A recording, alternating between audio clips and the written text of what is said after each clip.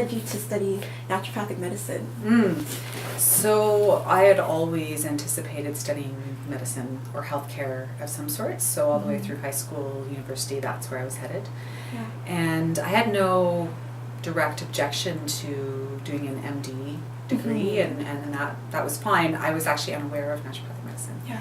I spent a year living in Japan after high school before I started university, and that was really enlightening for me in terms of knowledge about energy and spirituality and religion and things that I had never been exposed to in a pretty conventional upbringing. So I started, I guess, just having questions about what I had been taught, I suppose, in terms of health and religion and spirit and so on. And then at some point in university, the idea of naturopathic medicine came to my awareness, and I did a little bit of Google searching. I think that was the year after the internet sort of exploded, and I actually found a website, and it just spoke to me. So it felt like a perfect blend of my scientific interests in terms of biology and chemistry and nutrition and all of that stuff that I love doing academically, but it seemed to resonate with me a little bit more in terms of the energetic, philosophical, spiritual aspects of it. So it seemed like a really good marriage of the two. Yeah. After making the decision to study naturopathic medicine and upon going into the program, what made you decide that you'd like to participate in the residency program? It was maybe out of fear of actually being in the real world. I always loved my time at CCNN. I really enjoyed the workload. I have always enjoyed learning. I felt like the residency was an additional opportunity to learn with mentorship, and that was a really nice feature. You know, the program is 4 years, it's intensive, and then you're launched out as a practitioner. There, you know, everything you need to know, which I certainly didn't feel was the case, and I always liked the idea of sort of an apprenticeship, which, you know, our 4th year internship is to some degree, but I felt like I would benefit from more. I also knew that I was very interested in the academic world, and that was something that, you know, I've just always really liked school. So I felt like being a resident was going to give me the opportunity to continue to engage in that process and be more directly a lifelong learner as an instructor and as a facilitator. So to me it was a perfect opportunity, and I am still here 10 years later, so clearly it was an appropriate path for me. What were you hoping? What was I hoping? When you went in, what were you hoping to take from it? So it was more opportunity and somewhat different opportunities from being in the undergraduate program. And I think this program is somewhat rigid. We don't have an elective stream, so you're really required to take everything, and there's not a lot of option around that. And that's fine, and I value all of our modalities, and I think everything in the program is relevant and important. I really liked the idea of the residency being a little bit more catered to what I was interested in. I really found with that program my initiative mattered, that you know, I could kind of create the program I wanted to have, and so that was valuable to me as well. So I was hoping for that. And then more of the academic side, I think I knew pretty early on that clinical work wasn't going to be what I wanted to do exclusively, and I really liked the learning, I really liked the philosophy, and I really liked the promotion and the expansion of the medicine. I didn't necessarily think that for me clinical encounters were the way that I was going to be most of service. So to me the residency was a nice opportunity to explore scholarship, to explore teaching, to explore those other aspects that were different than just clinical management. That's great. And you had mentioned that it allowed you to kind of shape your learning some more, like you could have more of an initiative since it wasn't as rigid. And so did you go in knowing exactly what you wanted to gain more insight into, or was it something that unfolded along the way? I've always been interested in pediatrics and in women's health, and so I knew that that was something I was interested in spending more time with, and I did create those opportunities as residents. That was nice, and certainly have as a faculty member as well. In terms of the research side, I know that the residency is more stringent now and rigorous in terms of research expectancy. We didn't have that requirement as much when I was doing the program, but I was exposed to scholarly work almost for the first time because I came into this program straight from undergrad. So the idea of engaging in primary research, even secondary research, was relatively new to me at the time.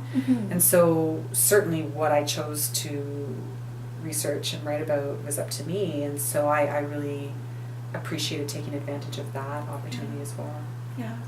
Oh, it's cool. It's cool that you could kind of, I find that we tend to gravitate to things naturally. So the fact that you can actually just go into that direction because it's your interest, I think it's pretty cool. And we are generalists, and so I still claim to be a generalist, but I certainly have areas of interest, and not just with respect to populations or modalities, but also in terms of philosophy. I really feel like sometimes our traditional principles are lost in favor of some of the newer, fancier, edgier strategies that often get thrown around in naturopathy, and I really am a big advocate of going back to basics and keeping it simple and considering the real needs of a patient versus the complicated, fancy, exciting things that we could be exploring to some degree. And so I think as a resident it really helped to secure that for me, and I feel like I've hung on to that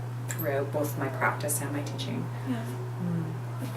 What were your responsibilities as a resident? Yes.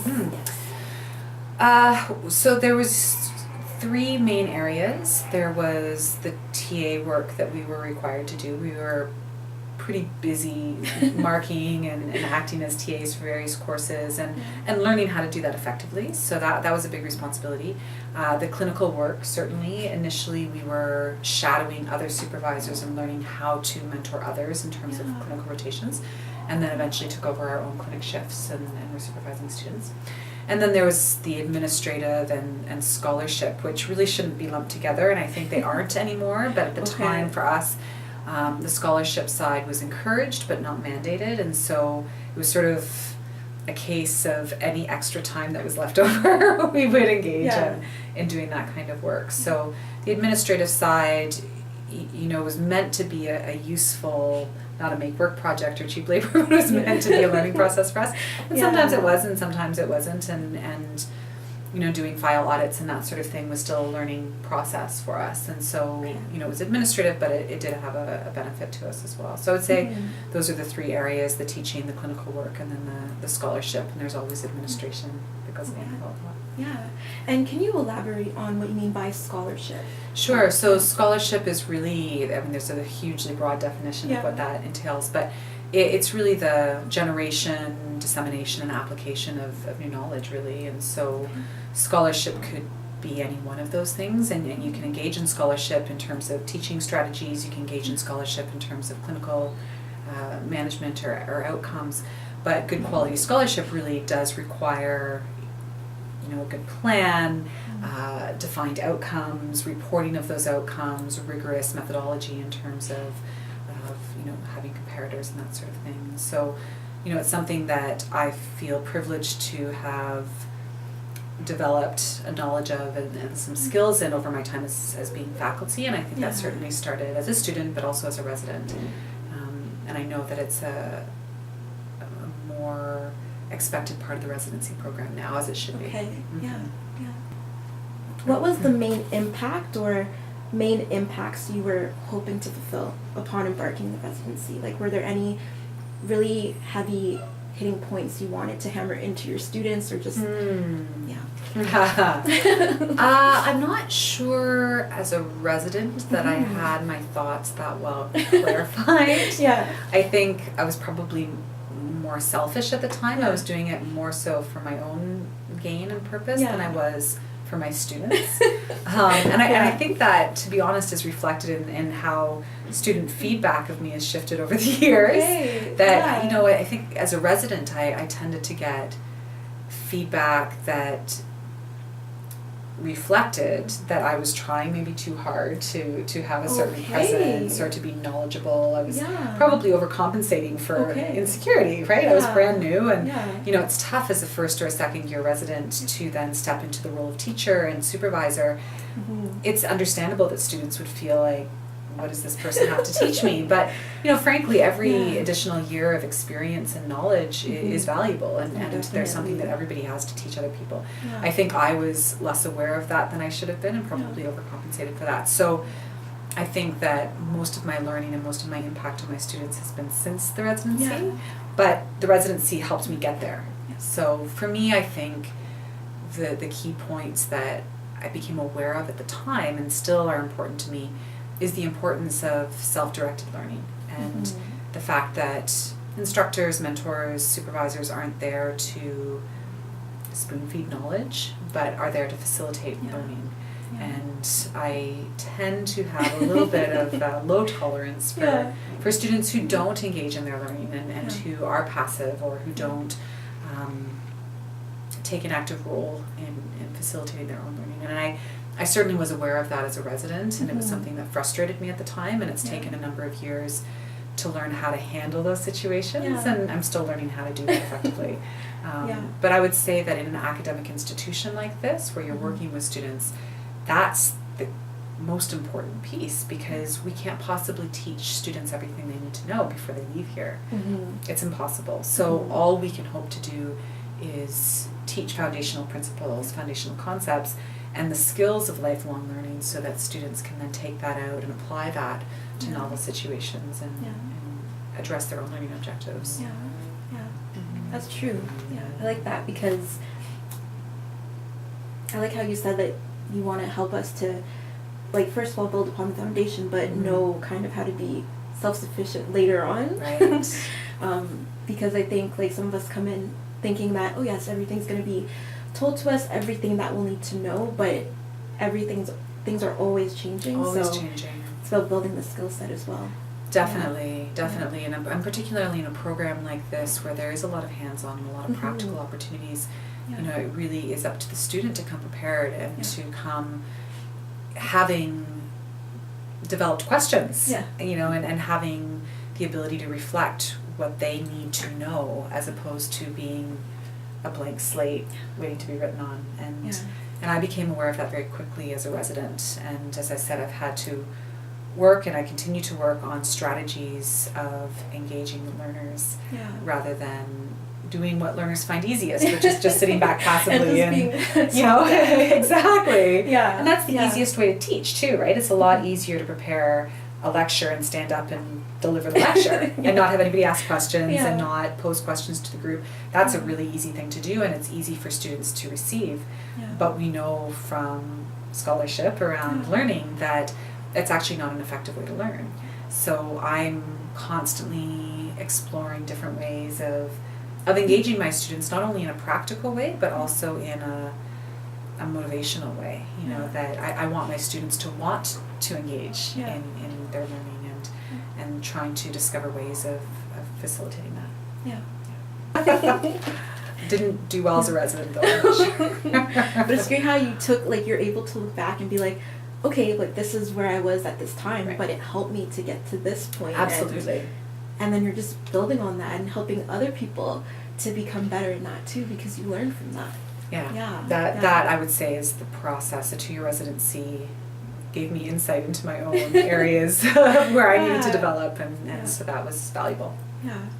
How has being both a student and teacher of naturopathic medicine affected your life? It's kind of a broad question. It's a good one though. I've actually felt really confident that I could walk away from this profession, other than the fact that I enjoy what I do, but I could walk away from it and not feel regretful of having had the career, having studied naturopathic medicine, because it impacts me on every level. I'm a parent, I'm a human being who lives on the planet, and I feel like many of the principles have infused my views on the world as a parent, certainly in terms of physical and mental and spiritual health, in terms of what I feed my children and what I talk to them about in terms of health promotion and disease prevention and so on. I mean, I probably drives them crazy knowing They're so what I fortunate do. though. I actually feel fortunate because I can take the pressure off myself as being the bad guy, especially when my kids are older,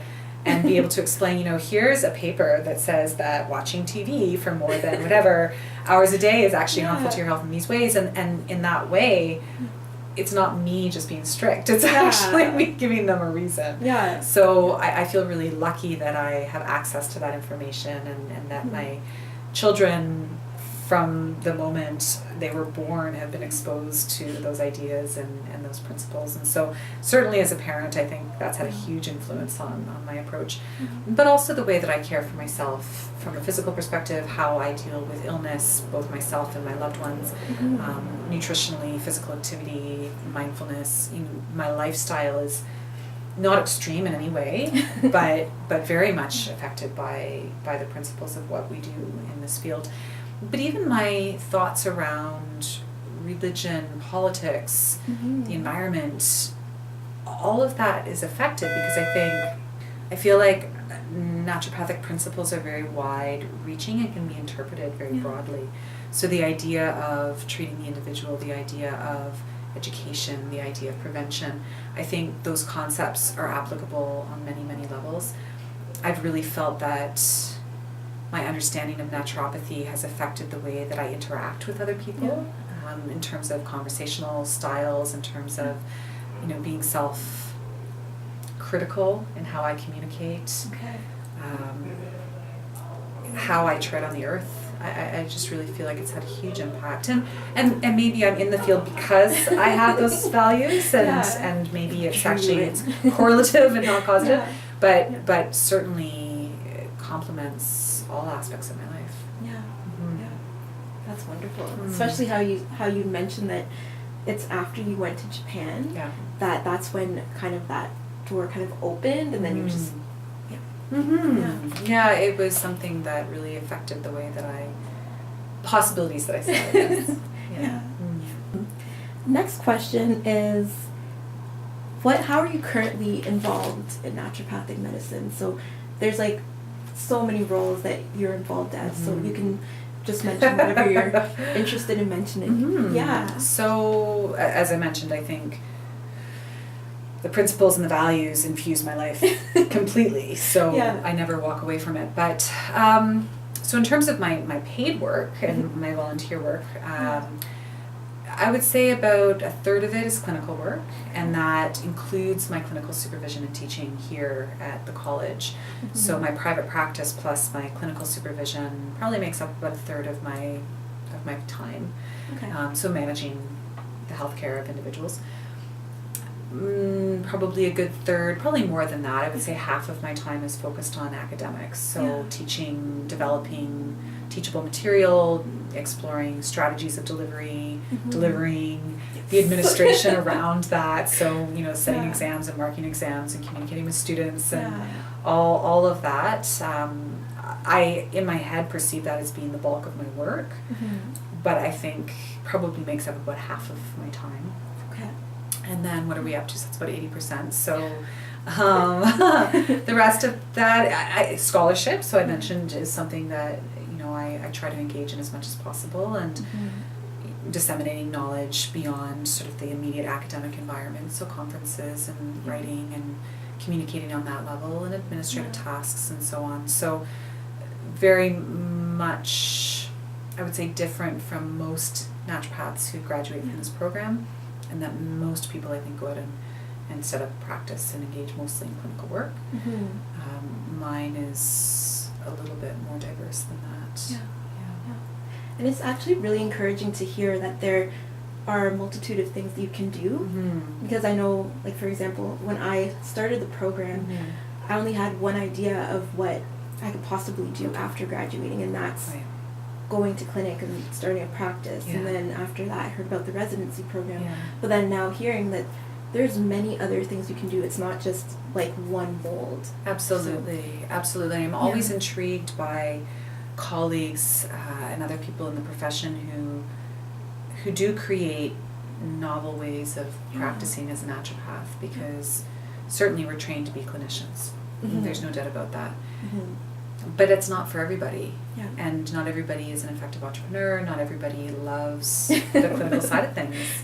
And I think it's really important to communicate that we can be creative, and we can come up with other ways of applying our philosophy and applying our principles, whether that's at a policy level whether that's at a public health level, whether that's at a clinical level, an academic level, even a commercial level, you know, people who are involved in natural health product development and marketing and so on. So I think there are different ways of doing what we do.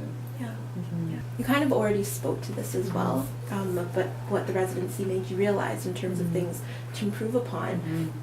So the question is, what are some challenges that, you know, anybody who would want to who would want to participate in the residency program, what are some challenges they may face? And if you're interested, you can talk about what are some challenges that you faced as well. You touched upon it as well, but if you wanted to expand. Sure. I think one of the biggest challenges is it's fairly demanding. So I know that residents, unfortunately, are kind of at the bottom of the totem pole in terms of assignments. Yeah. So full-time faculty, part-time faculty, I think we get a little bit more choice around our schedule and around what exactly we're going to be involved in. Yeah. To some degree. And residents do as well, and what I often advise incoming residents to do is to take initiative and say, I'm interested in this. Okay. So in that way you can kind of create your own program. And again, I did it 10 years ago, so I don't know to what degree that opportunity is still there, but I feel like taking the initiative and expressing an interest in a particular area allows you to create the program that you want. Yeah. Because I know that sometimes the schedule can be demanding, I know sometimes people are given assignments that they don't necessarily love, and you know, that's life, it's part of, you know, putting in your time. But I think that can be challenging for some people, so there's that. As I mentioned earlier, the sort of the newbie concept, I think, can be challenging for some residents. It can be difficult to come across as confident and experienced to a student, or even to a patient for that matter, when you're clearly right out of the program. And that can be challenging, and different people cope with that in different ways. Some people can be very humble about that and acknowledge where they're at as far as that's concerned. Other people may overcompensate. I feel like that's probably what I did as a resident. You know, I felt confident with what I knew, but I didn't necessarily portray that in an effective way, and so that's something that I feel like I learned, and there's a risk there for other residents, I would imagine. I think there are a lot of new skills that are expected of residents in all of the aspects that we discussed. So clinical care, I mean, after 1 year of clinical internship, there's still a lot of learning to be done. So to expect an individual to practice on their own, that's a big learning curve for anybody, and then B, to take on the role of mentoring others in clinical care is a very new skill. So not only how do I manage this case myself, but how do I facilitate somebody else in an effective way in terms of managing this case. So the teaching paired with the clinical side of things is a new skill that's very challenging. Whereas if you were out in practice on your own, you wouldn't have to provide that mentorship to anybody. You know, you make your mistakes, you do what you do, and nobody else knows about it but you. I think in similar ways, engaging in scholarship might be new for residents, and they're expected to do it with limited resources. I mean, I think this is a great institution, but we are not for profit, we are relatively small, and the opportunity for support is limited. It's not absent, but it's limited. So often I think residents are asked to take on tasks and to demonstrate skills that maybe they haven't quite developed yet. So that, you know, I guess being comfortable with the idea of having to do that is important. Again, being put into a situation of having to instruct in an academic setting with minimal training and how to do that. And that's true of any academic institution, right? So people end up in academic roles because of their academic work and their learning and their research, not so much because they went to teachers college, right? So yes, we are given opportunities to learn how to teach effectively, but it's still perhaps a secondary skill set to the actual knowledge that we come in with in terms of our subject matter. So those are all challenges, and I think people who are considering the residency program need to be aware of that and open to a lot of learning. Learning and development. What words of wisdom do you have? So they can be for just general students, or so students studying absolutely anything at all, students who are currently studying naturopathic medicine at any of the schools, or students who are considering studying naturopathic medicine, or anybody considering residency. So just anything. Words of wisdom. That implies I have wisdom. I'm sure you have a lot. I guess in the context of our conversation with the residency, I would challenge people to be really reflective about the kind of life they want to lead. And our careers they make up such a great part of our lives, you know, in terms of our productive contributions to society, and what we choose to do career-wise can have a huge impact, I think, on our happiness and our well-being, not only from a financial perspective, but just from a purpose perspective. And we know that individuals who have a sense of purpose are happier. So in terms of students, whatever they happen to be studying, whether they're considering naturopathic medicine or not, I think strongly reflecting on one's purpose within their field of study or within their potential career is a really important idea. What is it about this career path or this field of study that speaks to you, that lends value to your life? Is it about prestige? Is it about status? Is it about finance? Is it about expectations that others may have of you? Or is it genuinely something for which you're passionate and holds purpose for you beyond the walls of the actual job, right? So I mentioned that for me, it's been a blessing that what I do in terms of my work, my paid work, is something that genuinely brings me joy and about which I'm passionate and spills over into other aspects of my life. It's not a tedious thing to come to work in any way, shape, or form. So I'm really grateful for that, and I really feel like my life has a strong sense of purpose as a result of that. And for some people that's not necessary. You know, some people are more than happy to go to work and come home and leave it there. And I definitely don't have that. So there, you know, could be more stress as a result of that. And so I think people need to reflect on whether that's important to them. With respect to the residency then, I think the residency provides an opportunity to continue to explore how a person might want to be a naturopathic doctor. And it allows them to continue to reflect on in what way will my personal application of what I know and the principles and the knowledge and all of those pieces, in what way will that be most purposeful for me? And because the residency allows one to explore and dabble in various areas of the profession, I think it gives a good opportunity for people to do that, rather than feeling like they just have to graduate, go out and establish a practice, which might actually be unfulfilling for some people. So I think that's probably the biggest suggestion I have for folks, is to really be intentional and thoughtful about the path that they're on, and not to be afraid to take a different path if it doesn't feel right.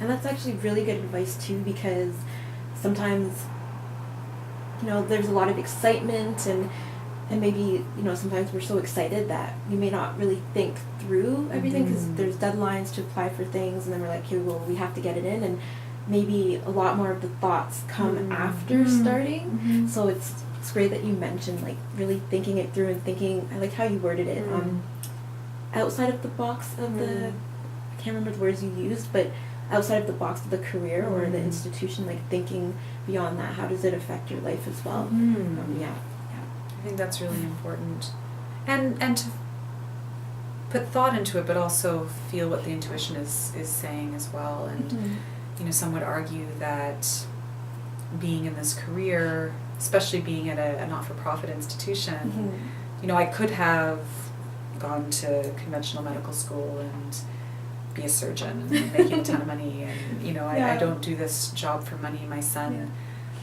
likes to ask what if questions. You know, would you rather so would you rather be in a career that you love that doesn't necessarily pay a lot, or would you rather be in a career that's exceptionally lucrative that you don't really love? And you know, this career has met my needs in terms of financial needs and lifestyle needs, and I have no complaints as far as that goes. But I'm definitely not in, you know, the top earners in Canada by any means, and that's okay with me, because I feel really content in the way my life looks, and Yeah. and that's largely because I believe in what I do. Yeah. And so that to me is more important than making a ton of money, which we know doesn't buy happiness. Yes, Mhm. definitely. Yeah. Yeah.